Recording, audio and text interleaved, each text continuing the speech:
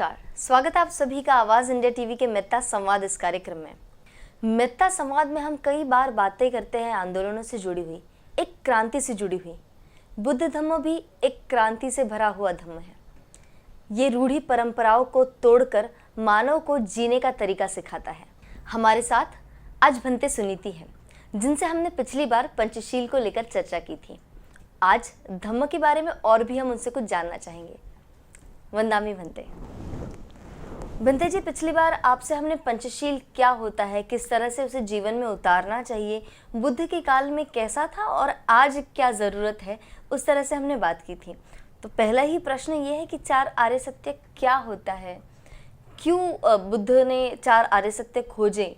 कैसे क्या पता चला उन्हें कि क्या निर्मिति है चार आर्य सत्य की, या फिर क्या बेस है चार आर्य सत्य का? जब सिद्धार्थ ग्रह त्याग किया तो बहुत सी बातें लोगों के जहन में हैं और इतिहास के तहत उन लोगों को ऐसा पता चला है कि सिद्धार्थ को चार दृश्य दिखे थे और इसकी वजह से वो निकले थे। लेकिन हम जब बाबा साहब का भगवान बुद्ध और उनका धम्म पढ़ते हैं, बुद्धाइनिस धम्म पढ़ते हैं, तो पता चलता है कि सिद्धार्थ ने ग्रह त्याग के रोहिणी नदी के विवाद के ऊपर किया था और उस विवाद को, उस युद्ध को टालने के लिए उस विवाद का परिणाम ये हुआ कि उन्हें ग्रह त्याग करना पड़ा।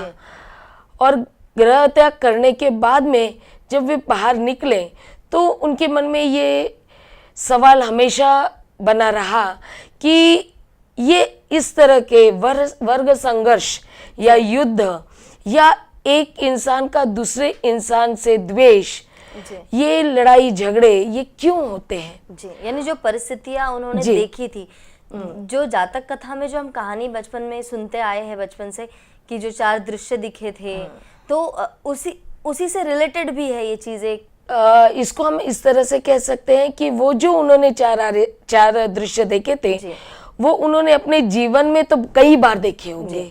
ऐसा नहीं है, क्योंकि वो 29वें साल में उन्होंने ग्रह त्याग किया था और जब उस समय तक उन्होंने कहीं बुजुर्गों को देखा है, कई मौतें देखी होगी, लेकिन फिर भी हम ये कहते हैं कि वो दृश्य तो वो कहीं ना कहीं एक प्रतीक के रूप में लोगों ने बताया हो सकता है लेकिन एक ही दिन देखा करके।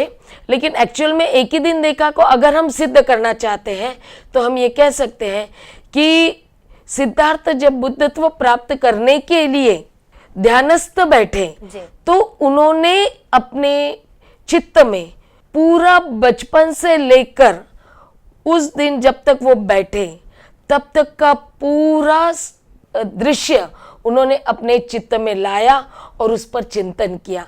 उसमें जब चिंतन करते रहे तब उन्हें पता चला कि जीवन में दुख क्यों है। और जो आर्य सत्य की बात जो कह रहे हैं हम, चार आर्य सत्य, एक्चुअल में सबसे पहले दुख क्या है ये उनको पता चला और उसको जोड़कर जो तीन बातें और पता चली उसको उन्होंने चार आर्य सत्य कहा। जैसे उन्होंने कहा कि जीवन में दुख है, जीवन ही दुख है, तो ये दुख जो है ये चार आर्य सत्य का पहला सत्य माना गया, क्योंकि कोई भी जीवन बिना दुख के नहीं होता है। और ये फैक्ट है, ये चाहे कोई भी चमत्कार करे या कोई भी भगवान की पूजा करे कि हमारा दुख दूर कर दो, तो ये पॉसिबल नहीं है, ये चीजें प्रैक्टिकल नहीं है। नहीं, बिल्कुल है, प्रैक्टिकल है कि हम दुख दूर कर सकते हैं, लेकिन वही बात ये है कि कैसे करें। जिसका मार्ग बुद्ध ने बताया। हम ये प्रार्थना अर्चना कर कर दुख दूर नहीं होता। प्रार्थना अर्चना मतलब किसी और से अपेक्षा करे कि मेरा दुख दूर हो, वो नहीं हो सकता। चाहे अब वो प्रार्थना, क्योंकि ये प्रार्थना जो हम कहते हैं ये हम किसी ऐसे जिसको देखा है नहीं देखा है या जिसके बारे में हम एक कल्पना करते हैं उससे चाहते हैं कि ये दूर होना चाहिए। लेकिन अपना दुख बुद्ध ने बहुत क्लियर कहा है कि अपना दुख हम ही दूर कर सकते हैं। बस वो दूर करने का कैसे किया जा सकते ये हमें पता होना चाहिए। और बुद्ध ने जब बताया तो उसी प्रोसेस में उन्होंने 3 स्टेप और बता दिए। बिल्कुल, ये दूर करने के ही 3 स्टेप है कि जीवन दुख है। हाँ, आप इस तरह से प्रश्न हमको कर सकती है या बुद्धिज्म को हम इस तरह से जान सकते हैं कि जीवन में कभी दुख हो ही नहीं सकता, जी। ये कल्पना करना बेकार है। अच्छा, मतलब ये नहीं हो दुख सकता, होना ही होना है। जी। हम इसको बहुत अच्छी तरह से देख सकते हैं। इस दुनिया में कोई भी प्राणी हो, वो प्राणी हमेशा अपने जैसा एक जीव उत्पन्न करता है। जी। और जब मनुष्य की बात आती है तो मनुष्य भी अपने जैसा बिल्कुल। एक मनुष्य जन्म देता है। जी। लेकिन हम बाकी जानवरों का नहीं कह सकते, बाकी प्राणियों का नहीं कह सकते, क्योंकि हम लोगों ने उनका जन्म देने का तरीका और कैसे जन्म होता है वो सब लोगों ने नहीं देखा है। जी। लेकिन हर इंसान ये जानता है कि बच्चा कैसे जन्म लेता है। जी। और रोते हुए। बच्चा ये रोते हुए जन्म लेता है, यही दुख की शुरुआत है। इसलिए यानी बुद्ध कहते- हमारी जिंदगी की शुरुआत दुख की शुरुआत से ही होती है। जी, क्योंकि जन्म लेते समय ही उसे जो कुछ अपनी माँ की गर्भ से मिल रहा होता है, वो अचानक से जब नाड़ी काट दी जाती है जी। तो वो कट जाती है, तो उसको जो मिलता है वो सब रुक जाता है। ऑक्सीजन भी उसको अंदर मिलता है, वो भी रुक जाता है।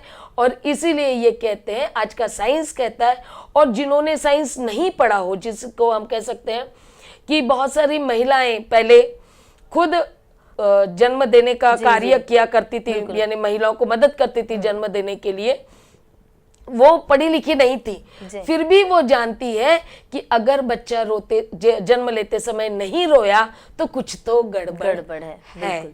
तो रोना बहुत जरूरी है, और यही शुरुआत जिंदगी दुख की शुरुआत है। जी। बुद्ध ने इस पर क्या कहा है बंदे जी, कि बुद्ध ने ही ये कहा है कि जन्म से ही दुख की शुरुआत होती है, उनके क्या कोट्स है इस बारे में? जन्म ही दुख है जो बुद्ध कहते हैं, इसमें हमको दो प्रकार से लेना पड़ेगा। जी। एक तो जन्म को पाली में जाति कहा है। जी। आज हम जो जाति प्रथा कहते हैं, एक्चुअल में वो जाति प्रथा अलग चीज है, और बुद्ध ने जो जाति कहा, इसलिए जाति जरा मरण, ये जो है ना, वो कुछ गाथाएं बोलते हैं, उसमें से हमको समझ में आ जाता है कि कौन कौन सी बात को बुद्ध ने दुख कहा है। जाति ही दुख है, इसका मतलब उनका कहना था कि जन्म ही दुख है। और किस तरह से वो दुख की शुरुआत होती है, दुख को डिफाइन किया है। दुखों को कैसे डिफाइन किया कि जन्म लेते ही हमारे जीवन में जो अपेक्षाएं हैं, जो जरूरतें हैं, उसको पूरी करने के लिए हमारे साथ में दुख जुड़ जाता है। तो और जैसे जैसे हमारा जीवन आगे बढ़ता है जन्म लेने के बाद में, तो वैसे वैसे हमारे जीवन में रोग भी उत्पन्न होते चले जाते हैं। अब रोग जी, यहाँ आपको रोकना चाहूंगी, एक ब्रेक का वक्त यहाँ होता है। ब्रेक के बाद हम आर्य सत्य, इस शब्द का क्या अर्थ है जो हमने जाना नहीं, हम उस पर भी थोड़ा गौर करेंगे, उस शब्द का अर्थ जानेंगे, और बाकी के जो आर्य सत्य बुद्ध ने बताए हैं वो भी सुनेंगे। यहाँ पर लेते हैं एक छोटा सा ब्रेक। बिना कारण के कोई दुख नहीं हो सकता है, या कोई भी घटना नहीं घट सकती।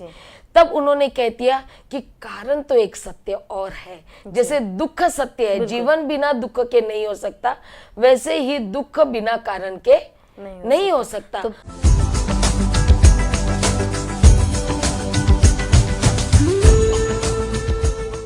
ब्रेक के बाद फिर एक बार स्वागत है मेहता संवाद में। यहाँ पर धम्म की चर्चा हो रही है, जहाँ हम 4 आर्य सत्य सुन रहे हैं भंते सुनीति जी से।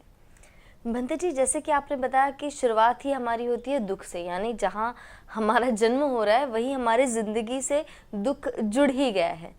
लेकिन 4 आर्य सत्य क्या है, और इस शब्द का अर्थ क्या है, कहाँ से ये शब्द की उत्पत्ति हुई कि चार सत्य ठीक है, लेकिन आर्य सत्य ही क्यों, और 4 ही क्यों? बात यह है कि बुद्धत्व प्राप्त करते समय जो चिंतन बुद्ध ने, सिद्धार्थ ने किया, उसमें दुखों से तो उन्होंने चिंतन शुरू किया, क्योंकि वो जब जीवन देख रहे हैं, जन्म से लेकर खुद के बारे में देख रहे हैं खास करके, और फिर सामाजिक परिस्थितियां भी देख रहे हैं, तो जो उन्होंने चिंतन में जाना, उसमें उन्होंने ये जाना कि ये दुख अगर है, उन्होंने दुख तो जान लिया था, दुख अगर है तो इसके पीछे कोई ना कोई कारण जरूर होना चाहिए। और इस कारण जब उनको लगा कि बिना कारण के कोई दुख नहीं हो सकता है, या कोई भी घटना नहीं घट सकती, तब उन्होंने कह दिया कि कारण तो एक सत्य और है। जैसे दुख सत्य है, जीवन बिना दुख के नहीं हो सकता, वैसे ही दुख बिना कारण के नहीं हो सकता। तो पहला सत्य था हमारा कि दुख है, और दूसरा था कि उसका कारण है। लेकिन भंते जी, आर्य सत्य ऐसा नाम जी, मैं आ रही हूँ उस पे जी।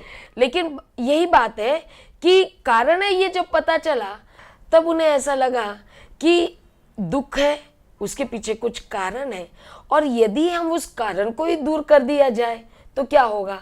तो कारण को दूर करने से दुख दूर हो सकता है। इसीलिए उन्होंने कहा कि कारण दूर करना ये एक बात है। बिल्कुल, यानी ये तीसरी बात है। ये तीसरी बात उनकी समझ में आई, और उसको कारण को कैसे दूर किया जा सकता है उसके लिए उन्होंने उपाय खोज निकाला, जिसको आज हम धम्म के नाम से भी जानते हैं। ये सारी चीजें हम धम्म की चर्चा में करते हैं, लेकिन जहाँ उपाय की बात आती है, जहाँ आचरण की बात आ जाती है, तो फिर वो उपाय में आ जाता है जी।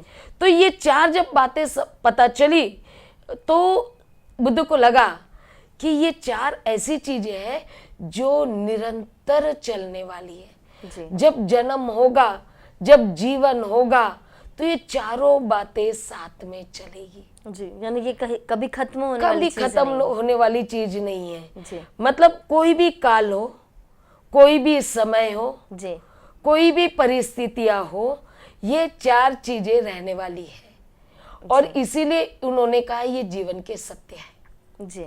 तो ये चार जीवन के सत्य है, और ये चार सत्यों पर ही पूरा हमारा जीवन टिका हुआ है। बिल्कुल। और दूसरी बात, आर्य क्यों कहा, तो आर्य के भी मीनिंग काफी अलग अलग है। जैसे आज हम लोग जानते हैं आम भाषा में कि आर्य बाहर से आने वालों को कहते हैं, लेकिन आर्य ये पाली का शब्द है। आर्य का मतलब होता है नोबल, और दूसरा अर्थ होता है जो कभी न बदलने वाला हो जी। ऐसा जो परिवर्तनशील नहीं है, जो परिवर्तनशील नहीं है। प्रकृति का नियम जो है जी। प्रकृति के नियम को समझ के जो चार बातें बताई हैं, तत्व, इसको हम कहेंगे प्रिंसिपल्स जी। ये प्रिंसिपल्स कभी नहीं बदलते। जैसे हम पंचशील कहते हैं, पिछली बार बातें हुई हमारी कि पंचशील में हमको वो प्रिंसिपल्स के रूप में दिया है। सब कुछ बदल सकता है, लेकिन ये प्रिंसिपल्स का जो परिणाम होगा अगर हम उसको आचरण में लाते हैं तो बिल्कुल सब कुछ अच्छा होगा। मतलब बेस यही होगा, बेस इससे रिलेटेड चीजें हैं, उसको इम्प्लीमेंट करने का तरीका है वो बदल सकता है। ये नैसर्गिक नियम है जी। ये नैसर्गिक नियम है कि जीवन है जी। जीवन में दुख है, दुख का कारण है, उस कारण को दूर किया जा सकता है, और दूर करने के लिए उपाय है। इसी को बुद्ध ने कहा कि ये चार आर्य सत्य है। जी। भंते जी, हम दूसरे सत्य की तरफ बढ़ेंगे। उसका एक्सप्लेनेशन मैं आपसे चाहूंगी कि कारण है जिस पर आपने शुरुआत की थी, तो दुख है तो दुख के क्या कारण हो सकते हैं।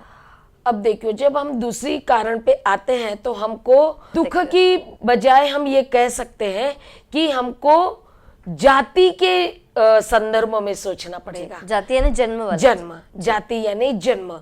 अब बुद्ध ने दो प्रकार का जन्म बताया। एक तो नैसर्गिक इंसान का जन्म होता है या जीव का जन्म होता है, वो एक है, और दूसरा इस इंसान में जिसने जन्म लिया है उस इंसान के चित्त में जो विकार जन्म लेते हैं वो भी दुख है, वो भी जन्म है, और वही विकारों का जन्म जो होता है वो दुख की निर्मिति करता है। कुछ एग्जाम्पल्स हम सुन सकते हैं कि जीवन से जुड़े हुए कौन कौन से दुख है जो हर किसी में कॉमन होंगे, जो हर एक जीव को या हर एक इंसान को होते हैं। जी, जैसे अब हम ये कह सकते हैं कि एक जीव का जन्म हुआ है, तो जीव जन्म के साथ ही वो कुछ अपेक्षाएं लेकर जन्मता है। जैसे अभी हमने कहा कि बच्चा जन्म लेता है तो उसको खाने के लिए चाहिए, उसको ऑक्सीजन चाहिए, इसलिए सबसे पहले उसको दूध पिलाना पड़ता है। और दूसरी बात यह है, अगर इसको हम साइंटिफिक रूप में समझेंगे तो पता चलेगा कि ये शरीर जिस तत्वों से बना हुआ है वो तत्व पूरे होने चाहिए जीवन जीने के लिए। जो इम्पोर्टेंट है, जिसको हम समझ, बेसिक फोर होते हैं ये चार तत्व जिसकी हमने बात की है, हवा, पानी, अग्नि और पृथ्वी। ये चार तत्व जो हमारे शरीर में दिखाई देते हैं, या शरीर जिससे बनता है, ये ऐसा हर प्राणी बनता है। इसमें कुछ अगर गड़बड़ ऊंच नीच कुछ हो जाए तो इसमें अगर गड़बड़ हो जाते हैं तो हम मेडिकल साइंस के थ्रू समझ पाते हैं कि हमारे शरीर में इसकी ऊंच नीच हो गई है और हम डॉक्टर के पास जाते हैं, क्योंकि हम रोगी बन जाते हैं। जैसे बुखार है तो वो अग्नि तत्व इतना बढ़ गया है कि वो बोलते हैं कि अभी आपको ठंडे पानी की पट्टियां लगानी है जी। तो इस तरह के ये चारों तत्व बैलेंस में रखने पड़ते हैं। इसलिए बुद्ध ने रोग को दूसरा दुख बताया। जैसे जन्म पहला बताया वैसे रोग ये दूसरा दुख है। जो रोग इंसान साथ में लेकर जन्मता है या कोई प्राणी साथ में लेकर जन्मता है वो है भूख। बिल्कुल, हम भूख की तरफ कभी रोग के दृष्टि से देखते ही नहीं है जी। ये भूख ऐसा रोग है जो जन्म के साथ हमारे साथ आता है और मरते दम तक रहता है जी। इसका इलाज ऐसा है कि उसको हमें जब जब वो उत्पन्न होता है तब तब उसे शांत करना पड़ता है। दिन में 2 बार 3 बार हम कुछ ना कुछ खाते हैं। जैसे हमको डॉक्टर बताता है कि भैया दवाई आप इस तरह से लो, इतने समय बाद लो, इतनी मात्रा में लो, वैसे ही इस भूख रोग पर भोजन मात्रा में लेना चाहिए, कुछ नियमानुसार लेना है। अगर रोज हम 4 घंटे के बाद खाते हैं और 6 घंटा हो जाए तो हमें बेचैनी फील होती है, वीकनेस फील होती है। तो इसको हम कह सकते हैं कि रोग हम जन्म से साथ में लेकर आते हैं और जैसे जैसे आगे बढ़ते जाते हैं हम कहते हैं हमारा जन्मदिन मनाते जाते हैं, एक के बाद एक जन्मदिन मनते जाता है और एक समय ऐसा आता है कि जब हमारा शरीर जिस तत्वों से बना है वो तत्वों को भी लेने के लिए वो तैयार नहीं रहता है। शरीर को रोक नहीं सकते हो बढ़ने से, बराबर है। जन्म लेने के बाद में वो बढ़ना उसकी नैसर्गिक प्रक्रिया है। हम जो भी लेते हैं खाते हैं ये उसको मेंटेन करने के लिए होता है, रोकने के लिए कभी नहीं होता। कोई अगर कहता है कि हम सांसों को रोके, योग के माध्यम से बहुत लोग कहते हैं, मैं जानबूझ कर थोड़ा सा लेना चाह रही हूँ कि हम अपने सांसों को रोके थोड़ा सा तो हमको और सांसें आगे मिल जाएगी। हम ये सिद्ध नहीं कर सकते कि हमें कितनी सांस हमारी रोकी गई और कितनी सांस बाद में गई है, यानी हम मृत्यु को रोक नहीं सकते। ये जो 4 तत्व शरीर में होते हैं वो वापस निकल जाते हैं। अब जैसे मैं इसमें और एक्सप्लेन करना चाहूंगी थोड़ा सा कि जब मृत होता है इंसान तो उसकी मतलब सांस बंद हो जाती है, लेकिन कोई एक व्यक्ति आता है और कहता हाथ पकड़ के नहीं शरीर थोड़ा गर्म है, मतलब शरीर में थोड़ी अग्नि है, ऊर्जा है, तो वो फिर हार्ट बीट को बढ़ाकर भी शरीर को वापस से क्रियान्वित करना शुरू कर सकते हैं। लेकिन एक बार शरीर ठंडा हो जाए तो उसे कुछ नहीं किया जा सकता है। यहाँ एक ब्रेक का वक्त होता है, यहाँ एक छोटा सा ब्रेक लेते हैं। ब्रेक के बाद आर्य सत्य जो तीसरा और चौथा है यानी दुख का निवारण है और उसके लिए जो मार्ग बुद्ध ने बताया है उस पर हम चर्चा करेंगे।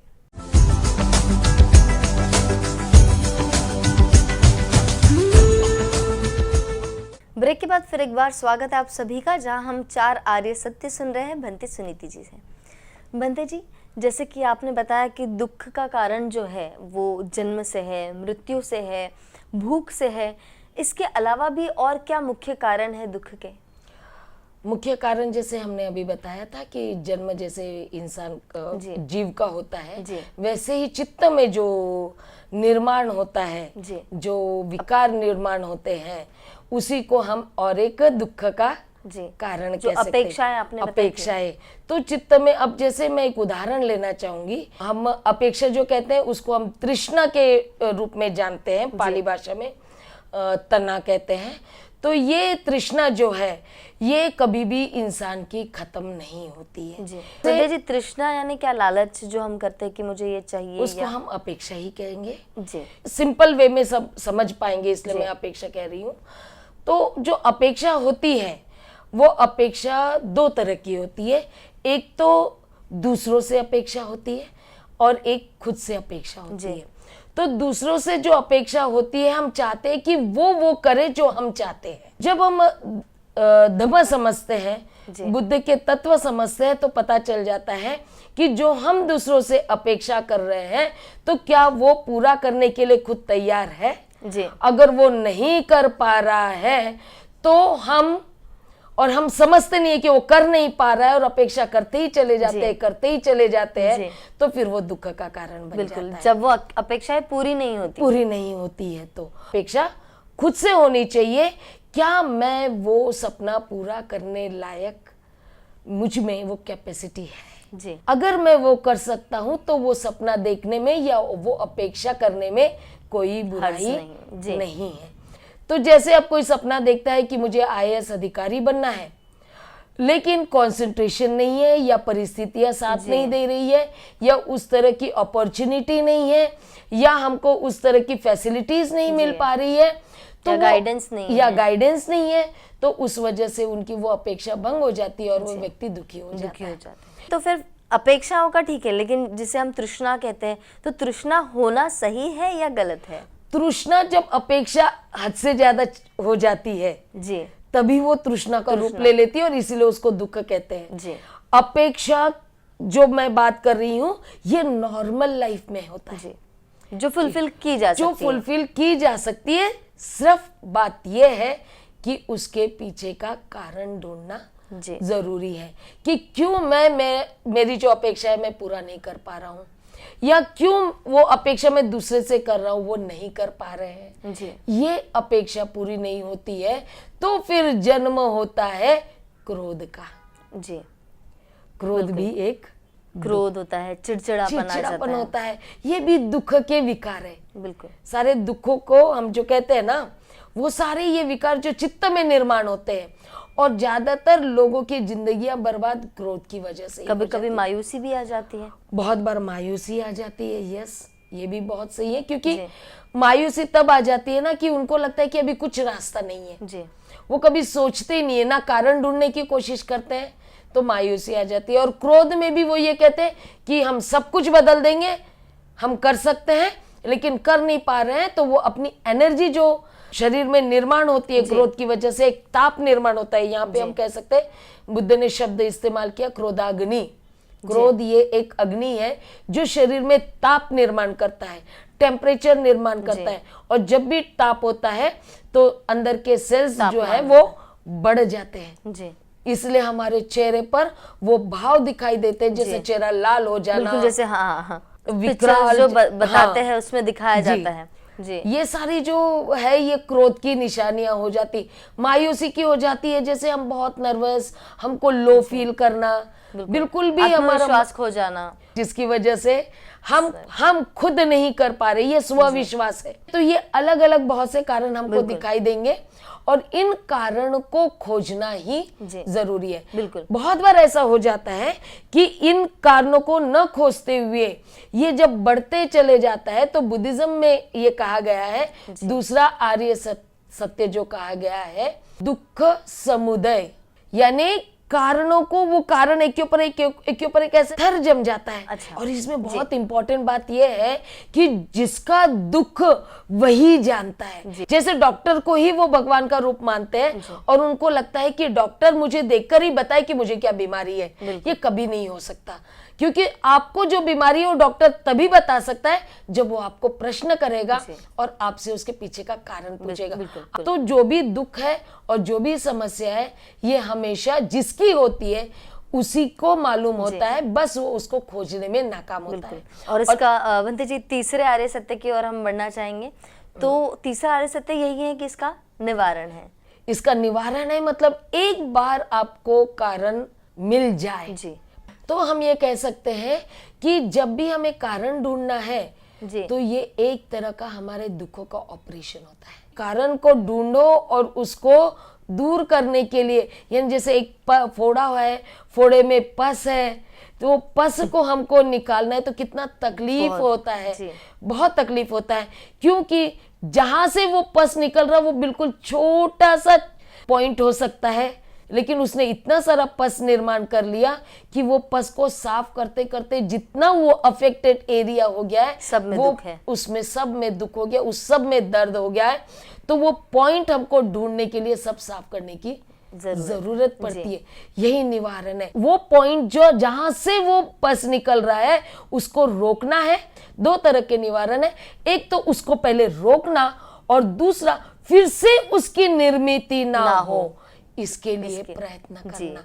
और यही प्रयत्न हमारा फिर चौथे आर्य सत्य पे चला जाता है। अंत में जो चौथा आर्य सत्य है, यानी जो आर्य अष्टांगिक मार्ग जो बुद्ध ने बताए हैं, वो उसमें क्या क्या आता है ये हम सुनना चाहेंगे।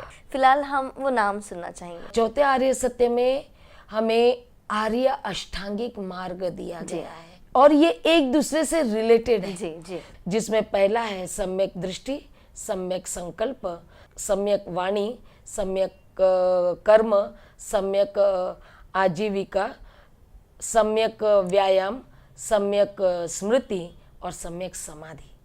ये आठों को अगर हम स्टेप वाइज अगर हमारे जीवन में पालन करते हैं तो हमारे जीवन में कभी भी फिर से जिस दुख की निर्मिति पहले हो चुकी है वो फिर से हम निर्माण नहीं कर पाएंगे। यानी ये सत्य तो है ही कि दुख तो है, आप कितनी भी कोशिश कर लो उसके साथ ही जन्म होता है, लेकिन उसका कारण पता करना बहुत महत्वपूर्ण है।